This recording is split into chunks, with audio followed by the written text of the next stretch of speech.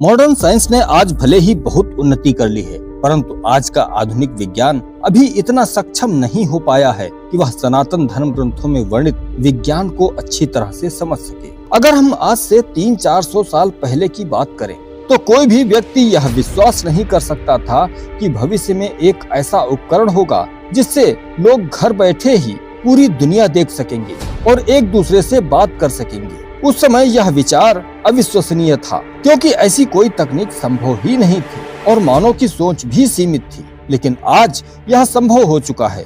जी हाँ, हम उस स्मार्टफोन की बात कर रहे हैं जो आपके हाथ में है। जो कभी असंभव था वह आज संभव हो गया है। इसी तरह हवाई जहाज, टीवी और रेलगाड़ी भी इसी श्रेणी में आते हैं। हम मनुष्य अपनी सोच की सीमा के अनुसार ही किसी चीज को मानते या नकारते हैं। आज का विज्ञान जहां हवाई जहाज, वीडियो कॉल जैसी आधुनिक खोजों पर गर्व करता है, वहीं प्राचीन धर्म ग्रंथों में वर्णित पुष्पक विमान और दिव्य दृष्टि जैसी चीजों को नकार देता है। इसका सीधा सा अर्थ है कि जो हमने हासिल कर लिया वह आविष्कार है और जो अभी तक हम नहीं कर पाए वह मिथक है, झूठ है। आज हम हमारे धर्म ग्रंथों में वर्णित एक ऐसी घटना का वर्णन करने जा रहे हैं जिसने नासा के वैज्ञानिकों को भी सनातन धर्म की महानता को स्वीकार करने पर मजबूर कर दिया, और हम इस बात की पुष्टि प्रमाणों के साथ करेंगे। नमस्कार, स्वागत है आपका हिंदुत्व का शंखनाद पर, और मैं हूं आपका दोस्त विष्णु शरण। हमारे धर्म ग्रंथों में वर्णन है कि महावीर बजरंगबली के सामने एक सामान्य मनुष्य कुछ भी नहीं है। आज का आधुनिक विज्ञान जहां सूर्य तक नहीं पहुंच पाया है, वहीं हमारे धर्म ग्रंथों में हनुमान जी द्वारा सूर्य को निगलने की घटना का वर्णन किया गया है। इस घटना को तमाम लोग मिथक कहते हैं, लेकिन प्रमाणों को कैसे झुटलाया जाए। बहुत से लोग हनुमान जी द्वारा सूर्य को निगलने की घटना को कल्पना कहते हैं, लेकिन यह कोई कल्पना नहीं बल्कि एक सत्य है। अगर हम आज के विज्ञान और इस घटना को जोड़कर देखें तो आश्चर्यजनक तथ्य सामने आते हैं। आप सब जानते ही हैं कि हनुमान जी के पास अष्ट महासिद्धियां हैं। उन्हीं के कारण वह सूर्य तक पहुंच पाए और उसे निगल पाना उनके लिए संभव हो पाया।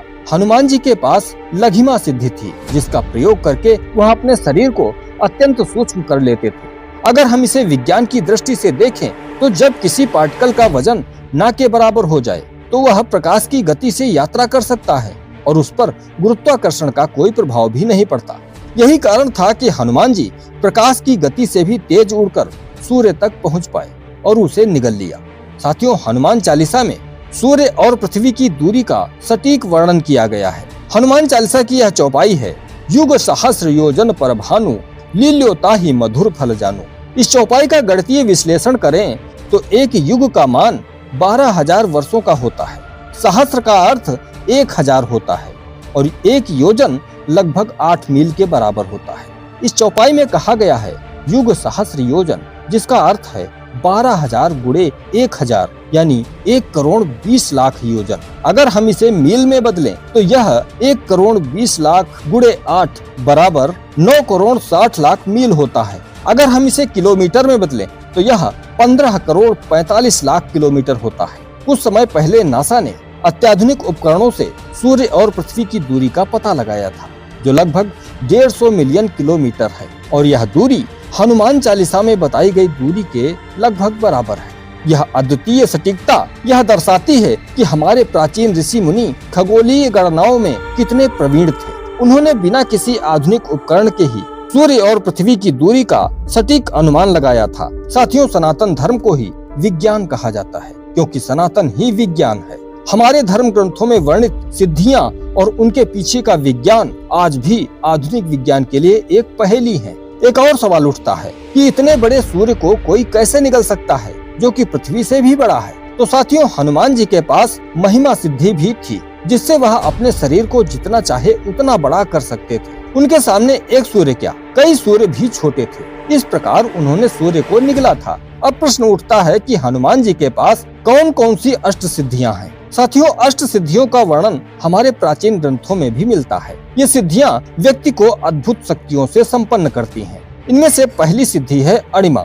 इस सिद्धि से व्यक्ति अपने आकार को सूक्ष्मतम रूप में परिवर्तित कर सकता है। दूसरी है महिमा। इस सिद्धि से व्यक्ति अपने आकार को अनंत तक बढ़ा सकता है। तीसरी है गरिमा। इस सिद्धि से व्यक्ति अपने भार को अत्यधिक बढ़ा सकता है। चौथी है लघिमा। इस सिद्धि से व्यक्ति अपने भार को बहुत कम कर सकता है। पांचवी है प्राप्ति। इस सिद्धि से व्यक्ति अपनी इच्छा अनुसार किसी भी स्थान पर पहुंच सकता है। छठी है प्राकम्य। इस सिद्धि से व्यक्ति अपनी इच्छाओं को तुरंत पूरा कर सकता है। सातवीं है ईशित्व। इस सिद्धि से व्यक्ति को अद्वितीय सत्ता प्राप्त होती है। और आठवीं है वशित्व। इस सिद्धि से व्यक्ति दूसरों पर नियंत्रण प्राप्त कर सकता है। हनुमान जी ने इन सिद्धियों का प्रयोग करके ही सूर्य को निगला था। इन सिद्धियों का वैज्ञानिक आधार आज भी वैज्ञानिकों के लिए अनुसंधान का विषय है। हमारा धर्म पूरी तरह से विज्ञान पर आधारित है और भारत का सुप्रीम कोर्ट भी यह कह चुका है कि हिंदू सनातन धर्म कोई धर्म नहीं बल्कि यह जीवन जीने की वैज्ञानिक शैली है।